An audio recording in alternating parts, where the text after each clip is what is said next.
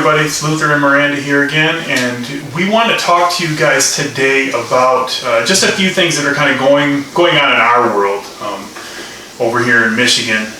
And there's been a lot of talk with, the school shootings in Florida and just bullying and things of that nature.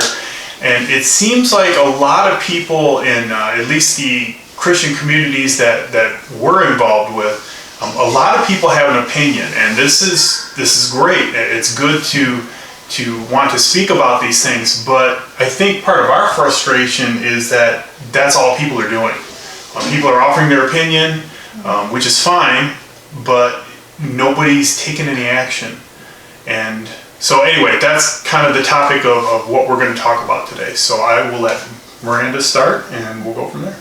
There's always stuff that's happening in the world. There's always going to be hardships that are happening, but what's going to set you apart is how you handle it and what you do about that.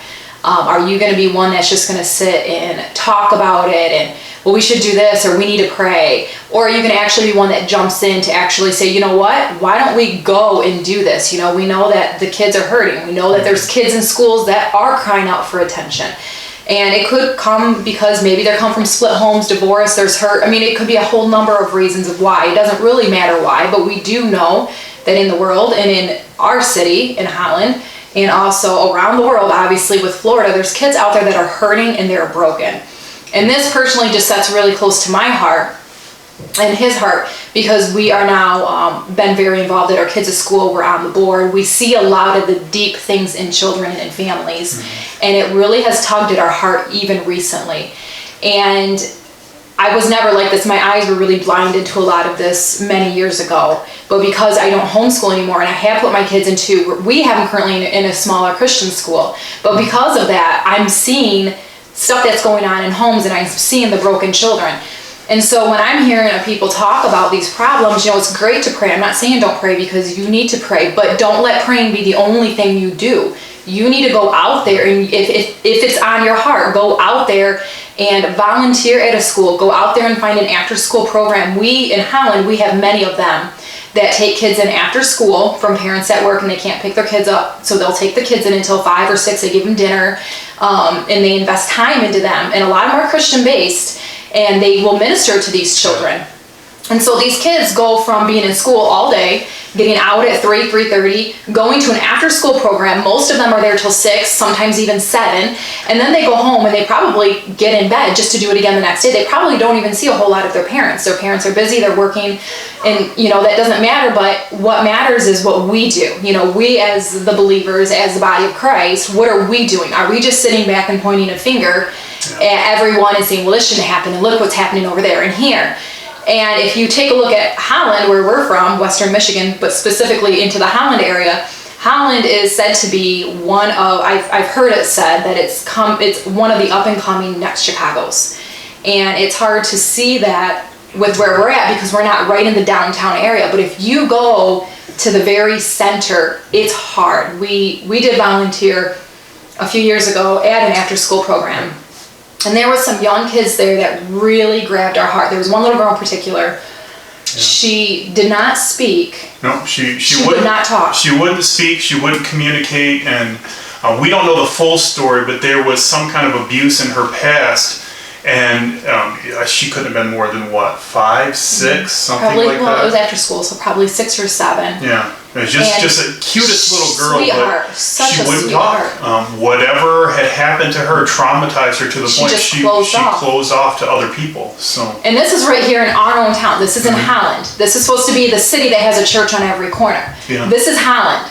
And we have had shootings, thankfully nothing with kids or anything like that, but we've had a lot of gang activity in our own city. We can't look at other cities and other places and say, well, that's their problem. We have it here. And if we don't step out from behind our 4 walls of our church and our little groups, and I'm saying that because God's convicted me. God has gotten to us, and God has corrected us, and we've had to humble and repent. We've had to put ourselves out there. But if we don't get a hold of this now, who knows what the city will be if we don't step out and do something. We're so quick to give money to a church. We have the biggest church buildings, but yet we have a high ratio of homeless, poor here in our own city. Yeah. But yet we have the biggest churches on every corner. And it's just, it's frustrating to me. The school that our children attend is a small Christian school, but their mission is to minister to kids that wouldn't be able to afford Christian education. Yeah. There's really kids there that if they pay anything, they don't pay a lot for tuition. And they get to go there and they get the luxury of having a good Christian solid foundation instilled in them. They don't have to go through the public school system. But the only way we can do that is people supporting the mission, people supporting the vision of what we're doing. And to be honest, we're kind of struggling as a school financially because not many people see the value of what we do. And it breaks my heart. And so when I see posts on social media and on different networks and I hear people talking about this and that and no one's doing anything, it really does bother me. And it's mainly because God's gotten a hold of me, God's gotten a hold of him, our hearts, and our kids. And we've been really trying to do things differently to where we're actually the hands and the feet of Jesus, and we're going out and ministering and bringing, even if it's just love, even if it's a hug, going out and bringing hugs to these kids. You have to do something. I want to touch on, how God got a hold of our hearts, right? We do have one child in public school, and soon to be 2 children going to public school. With our middle daughter, she's going to be moving into high school, which is going to be public because the Christian school only goes through 8th grade. But our two younger sons, they go to the Christian school. Now, what's interesting is we wanted to find. We didn't really want to put them in public. We wanted to at least get them a good foundation. Mm-hmm. Right? A good, solid Christian foundation, especially since we are transitioning out of homeschooling. Yes. That really was the thrust. A school that was backing up what we were training them up at home with. Yeah. We really wanted that to be backed up in the school. Yeah. So we found the Christian school, and everything was real great. But we noticed a few things that we didn't really care for. I don't want to say not comfortable with, but just a few things that I don't know if I really agree with that or this and that kind of stuff. And I know for me, I'm all about standards and things have to be done with excellence and this and that. And if things are out of order, it just really gets under my skin.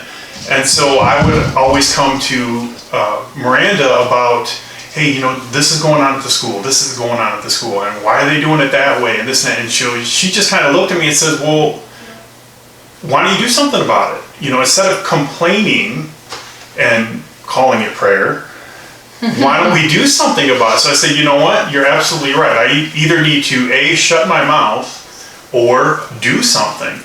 And I said, hey, let's see what we can do. So started making some inquiries, and lo and behold, a board position opened up. And so we said, you know what? I think that's a good fit for us. So I'm not saying everybody has to get on their school board, but there are ways you can get involved. Mm-hmm. And that was the avenue that opened up for us. And so now it's like, hey, we're partly responsible, right? We have a measure of authority or a voice in the school now. So instead of just complaining, we can actually do something.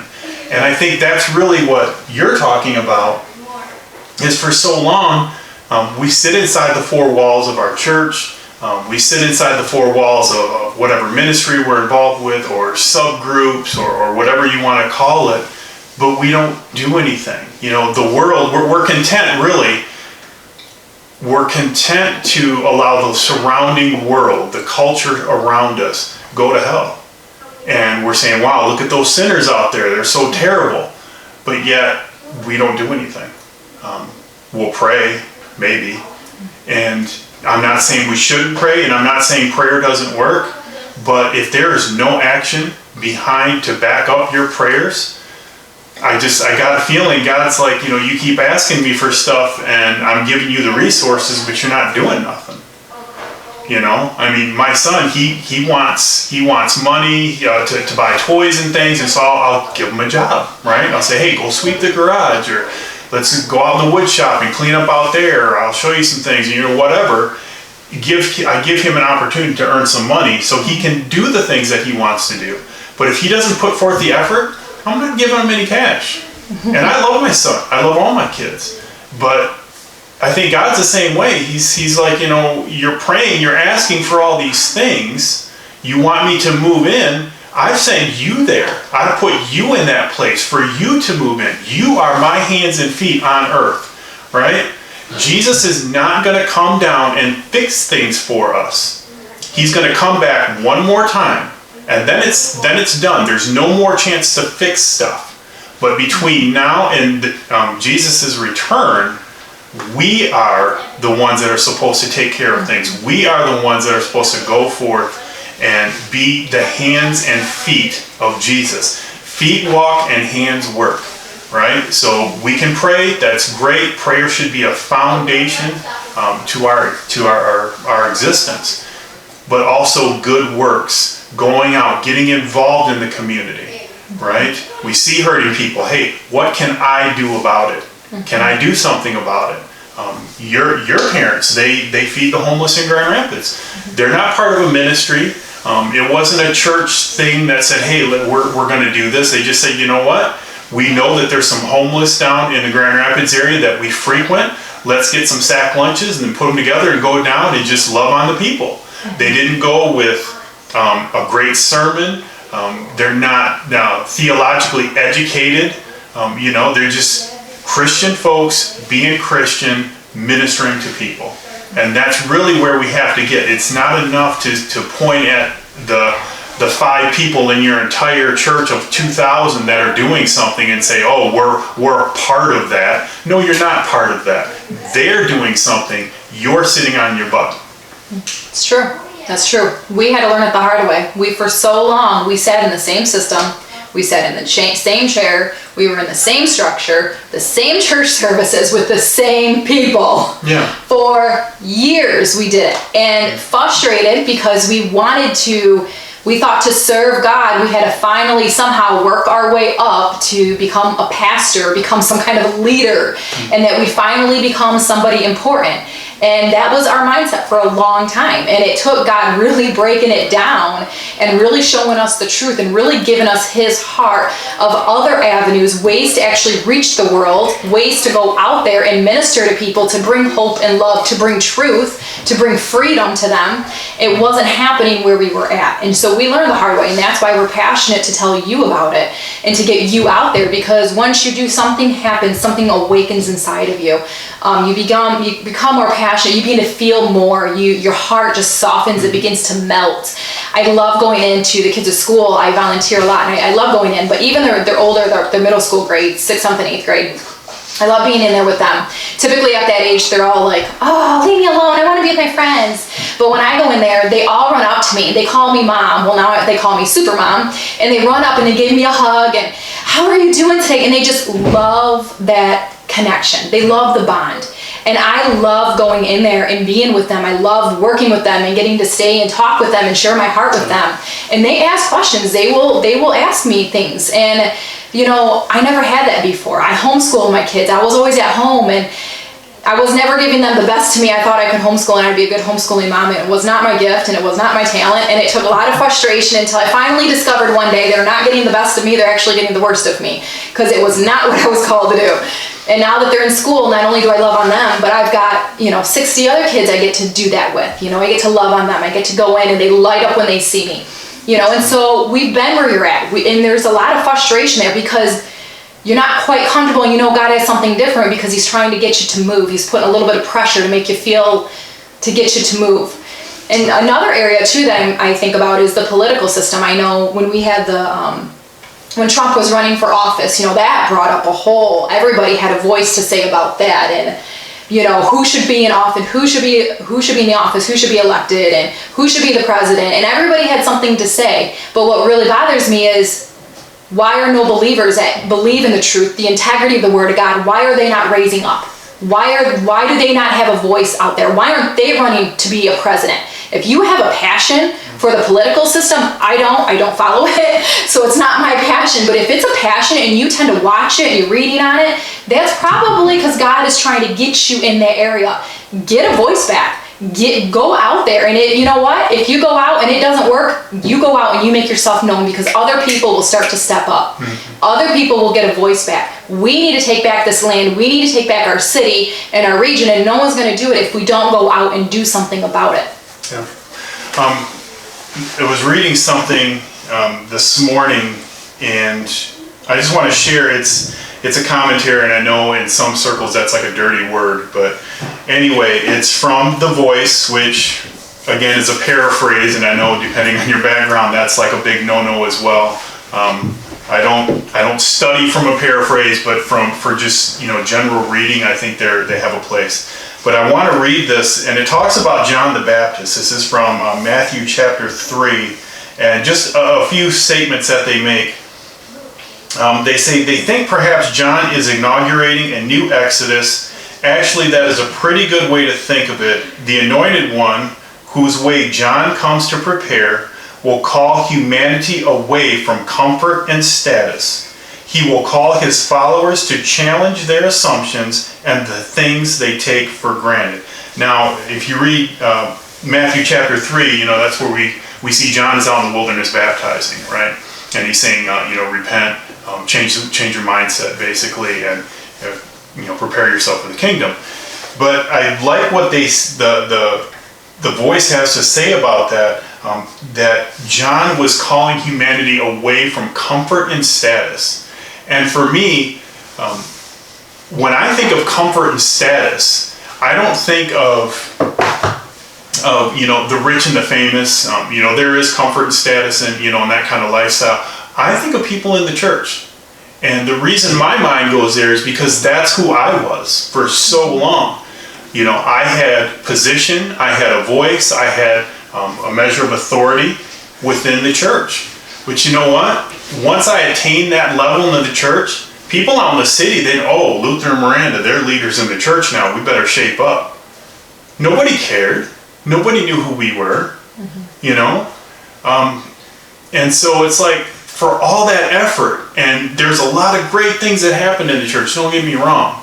We learned a lot, experienced a lot of good stuff. But at the end of the day, we spent, how many hours did we figure it out a week? Was it like, I forget. I think we did a month. It was 40 hours a month. It was a full work week every month. It was for 1 month, it was 40 hours. Spaced out. So we're like constantly, all the time at the church. So between your regular job, keeping up with the minimum needs at the house, and the other time was left was church. But our community around us wasn't changed. The city we live in wasn't transformed. The city wasn't changing. It was actually going opposite of probably the way it should have been going. And we were just another nameless, faceless couple going to another nameless, faceless church like everybody else on Sunday morning and night and Wednesdays, and and it's really interesting, especially in our community. You can drive around, especially in the downtown area. There is literally, this is not an exaggeration, there's literally a church on every single corner. I think somebody had counted them, but it's ridiculous. And for all the churches that we have in our community, we're seeing a rise in homosexuality. We're seeing a rise in the New Age movement and secular humanism becoming prevalent in our college campuses, which happens to be a supposedly Christian college. Christian college. Mm-hmm. And we're seeing all this stuff, and we've been going to church faithfully. Other people have been going to church faithfully. And if everybody's praying and everybody's faithful to go to church, you would think we'd have a better community. Mm-hmm. Not so much. Mm-hmm. So I think that's really our contention. That's where God was making us uncomfortable. He's like, we were feeling like, what are we doing? We're working so hard to attain this position, this level of comfort, but what are we taking for granted? We're taking our community for granted. We're taking those who won't set foot inside of a church for granted. The lost who they haven't heard the gospel, or they've had nobody even care enough to tell them. Yeah. So I think one of the hardest things too during that season when we were really involved there was we would have to leave for meetings and our kids would cry. Mm-hmm. They would really cry. You're leaving again? Why are you leaving us? I heard that so much. And it was heartbreaking. That was probably the beginning of realizing, what are we doing? We were choosing our serving at the church over our family life. Like, our kids were heartbroken. I'm like, I don't want them to hate God because we put church in front of them and we let our family fall apart. And so we have shifted that mindset to where we're valuing our family and we're laying down those commitments that were dividing us. They weren't holding us together as a family. It was literally dividing us. Yeah. Religion, it will divide. That's not of God. And so we've seen it just from laying down our commitments and being home with our children. Maybe if you're older and you don't have young children, then maybe that's your time to be able to do stuff like that. But when you've got young kids, you need to raise them in such a way they're passionate about God. They're passionate of showing His heart to people. They're passionate about going out into the world and using their gifts and their talents for His glory. And we were losing that with our kids. Yeah. And that was a big eye-opener for us. And now, thankfully, we've seen a huge change in that. I mean, they've opened up. They share with us now. They're hungry.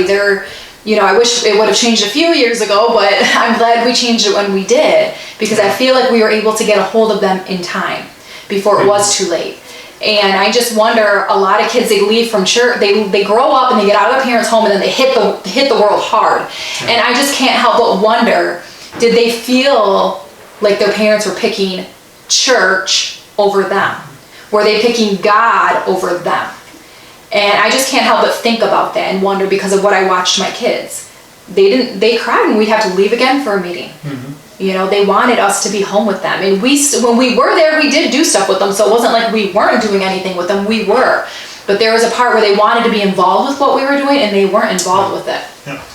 Yeah, just the nature of church leadership, kids just aren't included. Yeah. That's just how it is. Yeah, we pray with them. We would do the things as a family together, talk about God, but there was still a part of them that felt broken. Yeah. They felt lost in there. They didn't have their place. Mm-hmm. Yeah, you see this with a lot of, we call them preachers' kids, right? And they've got a reputation. Oh, you're a pastor's kid, and they got a reputation for being the worst, because there's a lot of that rebellion against organized religion, because that's what mom or dad have chosen over them, and they grow up in that environment. It's pretty rare that you see a lot of ministers' kids doing well. We have seen some. It's not to say that they're not out there, but the vast majority, it's more common to hear about Pastor so-and-so's child being rebellious and all this other stuff versus the other way. Yeah. So, we didn't want to see that happen with our kids.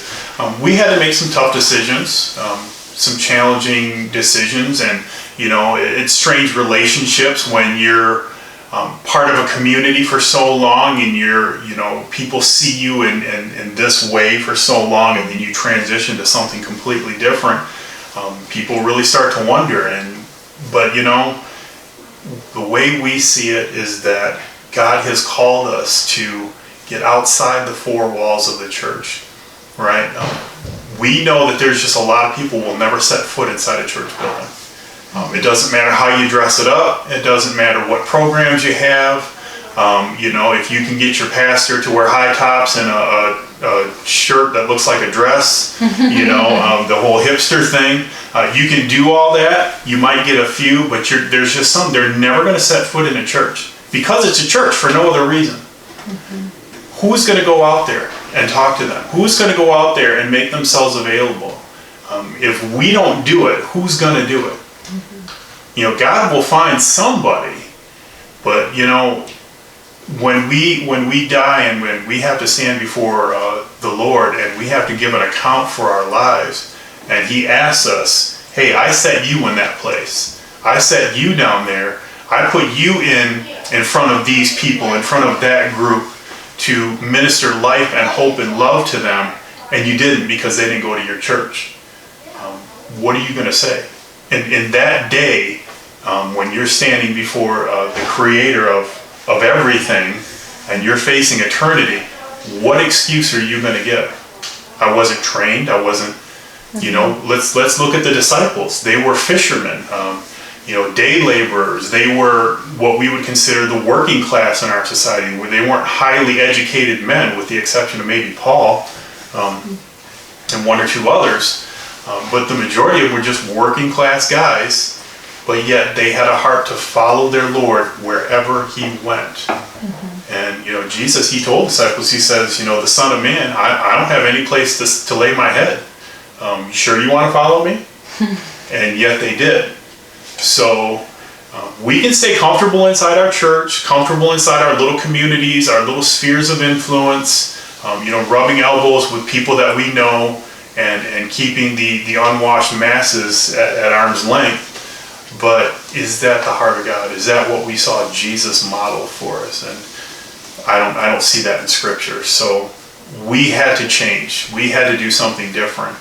And so that's kind of the journey that God's got us on. But just this whole thing with the whole school thing, that really stirred us up a little bit. Just because, you can pray, that's great. You want to talk about it, that's fine. Make a plan to do something. You can volunteer, you can serve, you can do something. And it doesn't even have to be a big, well, let's get people together from our church and our church will go do this. You know what you can do is, children, come on, we're going to go and we're going to this dinner. They're serving dinner here to the homeless. Let's go. Bring your children. Take your family and go and serve. You don't even have to tell anybody. You can just go and do little things like that, and then God will begin to stir your heart for different ways and give you more strategies and more ideas, because he'll see you're willing. Okay, there's someone who's willing. Yep. There's someone who's going. And he'll begin to give you some ideas to kind of shift some things, and things will begin to open up for you. Things will begin to move. Things will begin to change in your life. Just because you're willing to do something. Yeah. So my heart's free. Are you? Yep.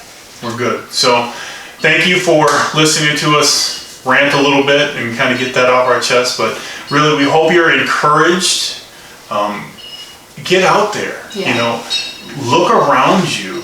Look outside of the four walls of church. If you're involved in a church community, that's great. No issues with that. But don't let that be the sum total of your Christian walk. Even if you have to go to the store and smile at people.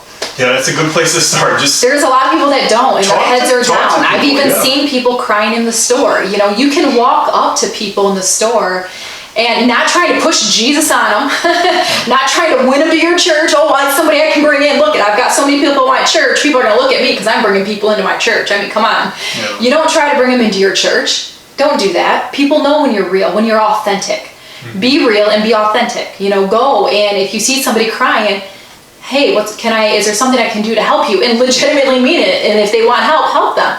You see somebody on the side of the road, pull over and help them with no other reason than to just do it, to be real, to be open. Yeah, you'll get more opportunities to share Christ just without an agenda. Just doing something, exactly, serving other people. Just serve. And just with no other motivation than I'm going to help you for just help's sake. And when people see that you don't have a Bible ready to whip out in your back pocket to give them the Jesus message, they'll respond. And then you can build those relationships. And then the door's open for you to share. Well, okay, I see you're willing to help me without an agenda. What's that all about? And that's when you say, well, this is a God I serve, and There's actually a way to share a message, which we can share that with you guys later. There's actually a formula you can do to get your message out there to people, but you always start with serving. Ask them about themselves. Get them to open up to you. Talk to them. Oh, what do you do? And find out where they work. Find out if they have a family. Find out if they have children, and they will open up to you, and then that will be an opportunity for you to share with them. Yeah. But don't start there. You start by serving. Go out and just serve. Go out and love on people. Minister hope to people. Smile at people. Yeah. So anyway, that's all for today, and we will see you guys on the next video. All right. Bye. Bye.